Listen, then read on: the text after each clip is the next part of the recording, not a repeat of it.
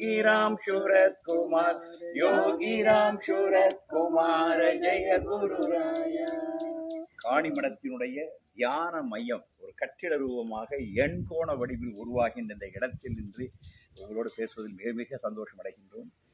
ரிஷிகேஷனுடைய divine life society தெய்வீக வாழ்க்கை சங்கத்தினுடைய தலைவர் அன்று இருந்த சுவாமி சித்தானந்தா மகாராஜ் திறந்து வைத்தவர். இது தமிழ்நாட்டினுடைய எல்லா மிகச்சிறந்த ஆன்மீக ஆளுமைகளும் வந்து நின்று தியானம் செய்த ஒரு இடம். இன்றைக்கு காணிமடம் என்றாலே பிரம்மாண்டம் என்று ஒரு அர்த்தம்.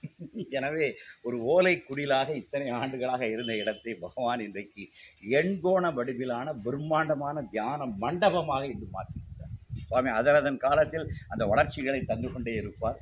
எனவே அப்பேற்பட்ட ஒரு மகாத்மா திறந்து வைத்த அந்த இடத்தில் இன்றைக்கி எண்கோண வடிவத்தில் ஒரு தியான மண்டபம் உருவாகின்றது. காணிமடத்தினுடைய ஒரு அடுத்த கட்ட மாபெரும் வளர்ச்சி. இன்றைக்கி அந்த திருப்பணி